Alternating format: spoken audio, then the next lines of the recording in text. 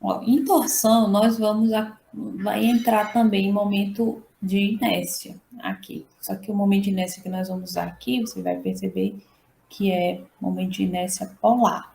Então, torção, capítulo 5. Quais os objetivos do capítulo? Determinar o torque interno, determinar a tensão de cisalhamento máximo provocada pela torção, calcular o ângulo de torção, calcular a potência de transmissão e determinar a tensão de cisalhamento em elementos carregados por torção estaticamente indeterminados. Então, a gente vai chegar bem. Então, qual a aplicação? Por que é importante estudar torção? Então, toda máquina que tenha um elemento de transmissão, por exemplo, eixos submetidos a algum tipo de torque, eles estão sujeitos a torção, certo? Então, você pode imaginar a aplicação de torção em várias máquinas, né? Em várias aplicações diversas.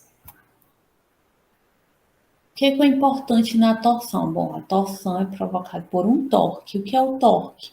O torque é um momento, que a gente chama de momento torsor. Existe o momento torsor e existe o momento fletor. O momento torsor vai provocar torção. A torção,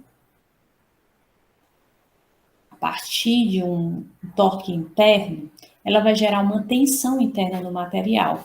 E essa tensão é a tensão de cisalhamento, certo? Então, imagine que você está torcendo um eixo, está torcendo, sabe aqueles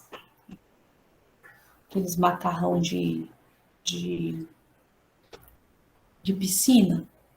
Você torce aquele lá, você vê nitidamente, né, as linhas se deformando, porque lá é um material que é de fácil deformação, então dá para você visualizar bem.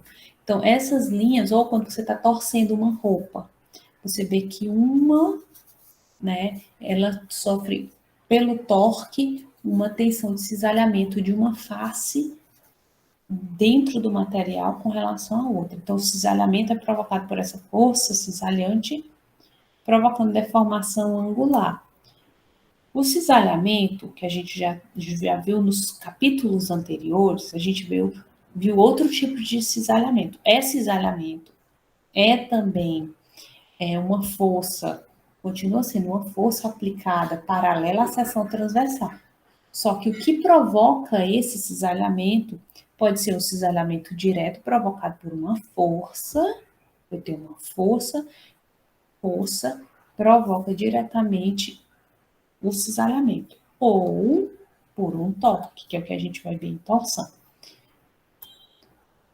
Então, imagine que esse bloquinho, ele tem um comprimento L, uma altura L, um comprimento W, uma espessura T, e ele tem uma área de seção transversal W vezes T. Quando você aplica uma força paralela à seção transversal desse bloco, o que é que vai acontecer? Essa força vai gerar um cisalhamento, uma força cisalhante. Essa força cisalhante sobre essa área, dividida por essa área de seção transversal, gera uma tensão de cisalhamento. Essa tensão de cisalhamento, voltando lá para o capítulo de deformação, você sabe que deformação de cisalhamento, força de cisalhamento provoca uma deformação cisalhante, que ela é uma deformação angular. Então, essa deformação ou deflexão, ela é angular. Lembram disso? Ela é dada por esse gamazinho aqui. Gerando a tensão é força sobre área, né? E existe lei de Hooke para o cisalhamento? Claro que existe lei de Hooke para o cisalhamento.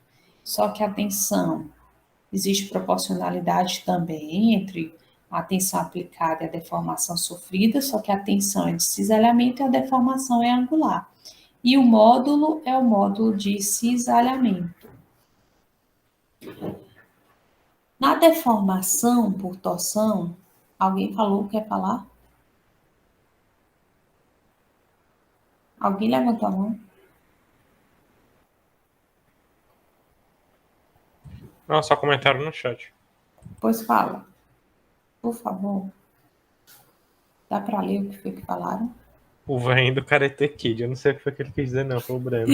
Ah, meu Deus. Isso aqui, seu Miyagi, mano. Tá vendo? O seu Miyagi aqui, para dar uma dica para você. Lembra do Daniel San? Que o seu Miyagi dava umas dicas pro Daniel San? Foi isso aí. Entendeu? Então, uma dica para você do seu Miyagi. Que existe, sim, lei de Hooke no cisalhamento. Aí, olha só. Aqui. Deformação por torção no eixo circular. Imagine que você agora tem um eixo circular, não é mais o bloquinho.